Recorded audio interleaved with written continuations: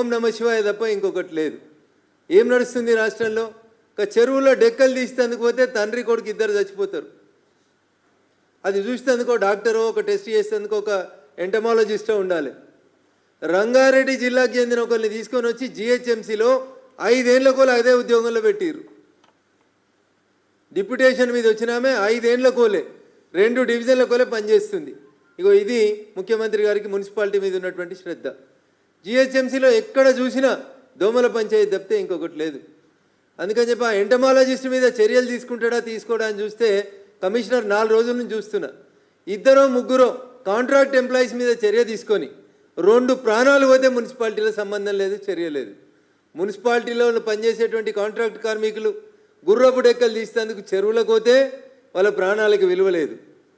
నా జిల్లా అని బాగా మాట్లాడుకునేటువంటి ముఖ్యమంత్రి సొంత జిల్లాలో ఎస్ఎల్బిసి టన్నల్లోకి పోయినటువంటి కార్మికులు చచ్చిపోతే 8 రోజుల నుంచి ఆ టన్నల్ దగ్గరికి పోయేందుకు ఓపిక ముఖ్యమంత్రికి లేదు.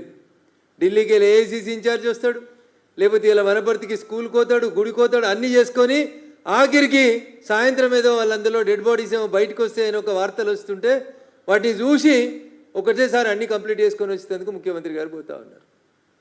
ఇది ముఖ్యమంత్రి గారి వ్యవహార శైలి. అసలు ముఖ్యమంత్రి గారికి ఏమైనా అడ్మినిస్ట్రేషన్ మీద పట్టుందా, ప్రభుత్వం మీద పట్టుందా? నీ వెనకాల ఏం జరుగుతుందో నీకు ఏమైనా తెలుసా?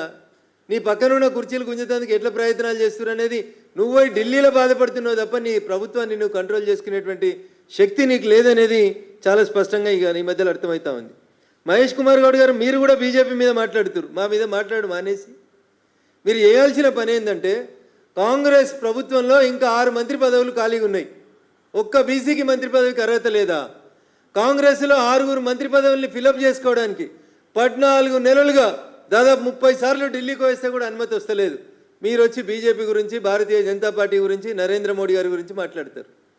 సిగ్గుండాలే మామునూరులో పోయి మేం తెచ్చినాం ఎయిర్పోర్ట్ అని చెప్తారు కాంగ్రెస్ వాళ్ళు. మామునూరు అనే ఎయిర్పోర్ట్ గురించి కాంగ్రెస్కి సంబంధం లేదు.